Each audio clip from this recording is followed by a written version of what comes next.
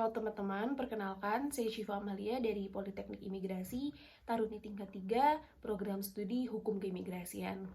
Di sini saya akan menjelaskan sedikit tentang pengawasan izin masuk terhadap orang asing selama masa pandemi COVID-19 dilihat dari perspektif kedaulatan negara. Seperti yang kita ketahui bahwa penyebaran COVID-19 ini memiliki dampak yang cukup besar hampir di setiap wilayah di berbagai belahan dunia dan tidak terkecuali di Indonesia. Pemerintah pun banyak melakukan upaya-upaya untuk menekan angka penyebaran COVID-19 ini sendiri, mulai dari gerakan memakai masker, mencuci tangan, menjauhi kerumunan, dan melakukan upaya-upaya yang dapat mengurangi penyebaran COVID-19 seperti mengurangi mobilitas masyarakat ataupun mobilitas sosial. Bahkan di beberapa negara pun dilakukan lockdown ataupun penerapan lockdown. Namun di Indonesia sendiri ini tidak melakukan lockdown, hanya mengurangi mobilitas masyarakat.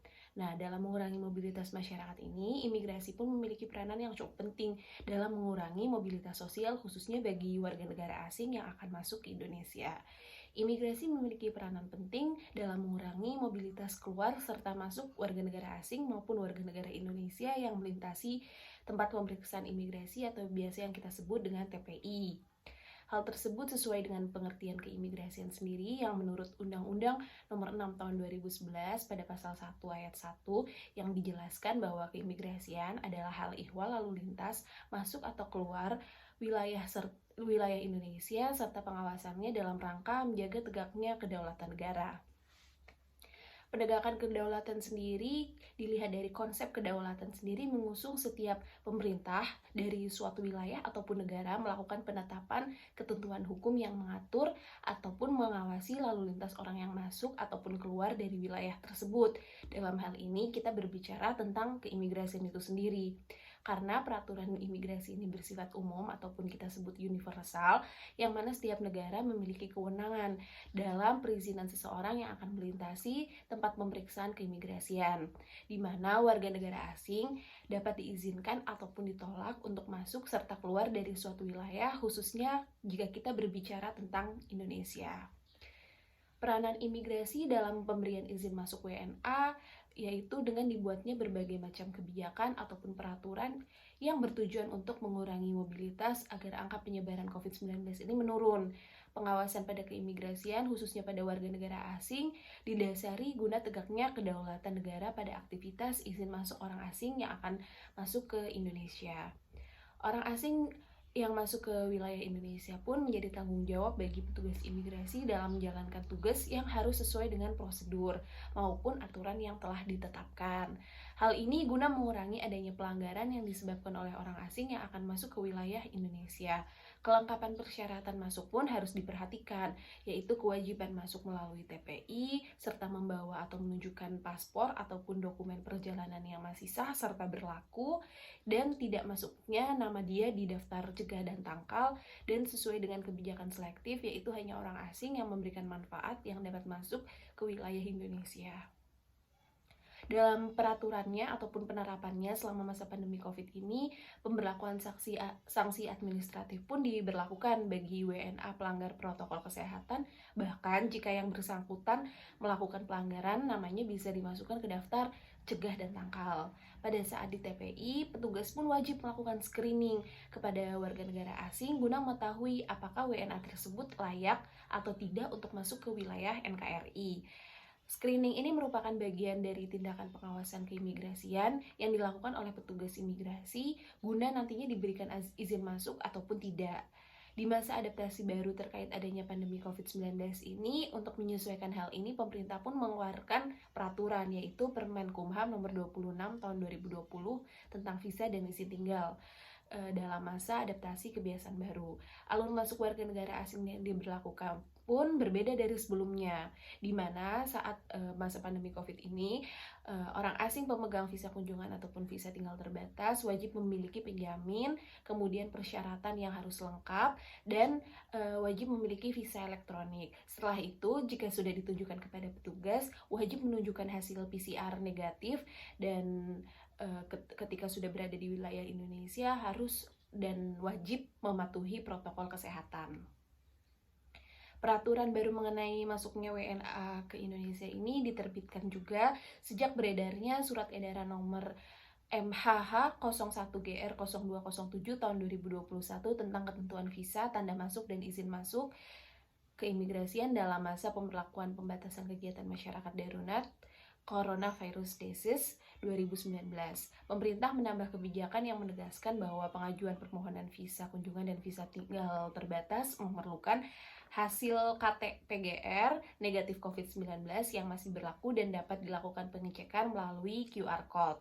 Dan yang kedua, bukti telah menerima vaksin COVID secara lengkap ataupun dosis lengkap.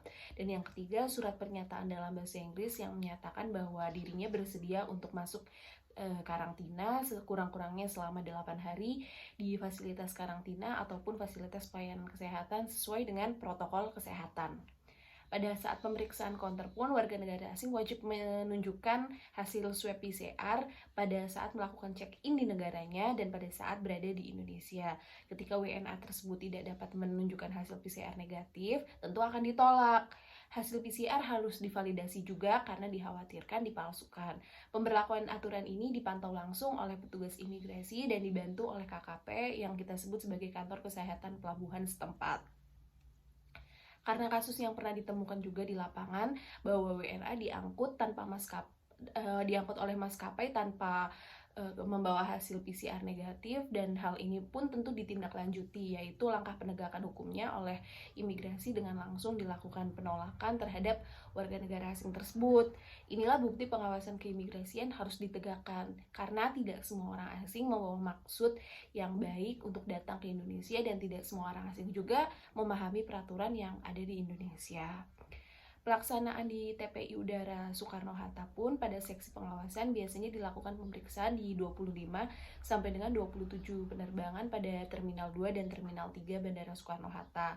Namun pada masa pandemi saat ini hanya melakukan di 23 penerbangan untuk pemeriksaan yang beroperasi selama 24 jam dan hanya dilakukan di Terminal 3 saja. Untuk kebijakan Permenkumham yang tadi saya sebutkan, Permenkumham nomor 26 2020, diganti dengan kebijakan tentang pembatasan masuk orang asing telah beralih yang kemudian beralih menjadi Permenkumham nomor 27 tahun 2021, yaitu tentang pembatasan orang asing yang masuk ke wilayah Indonesia dalam masa pemberlakuan pembatasan kegiatan masyarakat darurat.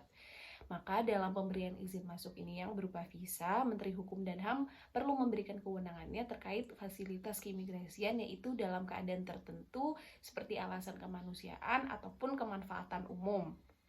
Nah, seperti yang pernah terjadi pada kasus di Bandara Soekarno-Hatta, yaitu sebanyak 34 warga negara Cina itu datang ke Indonesia melalui bandara di saat penerapan PPKM level 4. Peraturan menteri pun sebenarnya sudah menjelaskan bahwa Permenkumham nomor 27 tahun 2021 telah menerangkan tentang pemberlakuan pembatasan terhadap orang asing yang akan masuk ke wilayah Indonesia selama masa pemberlakuan pembatasan kegiatan masyarakat darurat ataupun yang kita biasa sebut dengan PPKM darurat.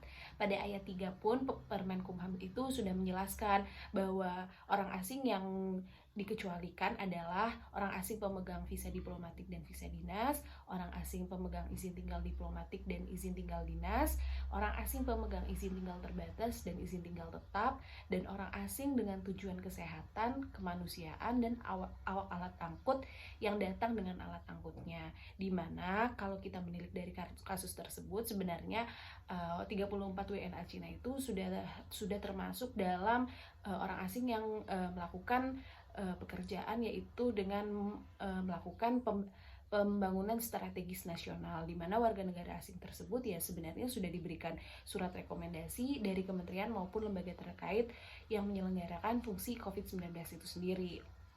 Dari sinilah kita sudah tahu jelas bahwa imigrasi juga memiliki peran penting dalam tegaknya aturan terkait mobilitas orang asing, khususnya pada ranah izin masuk keimigrasian pada situasi saat ini seperti pandemi COVID-19. Dan itulah tentang penerapan ataupun pengawasan izin masuk terhadap orang asing selama masa pandemi COVID ini. Terima kasih buat teman-teman yang sudah menonton video saya, dan jangan lupa di like serta di subscribe.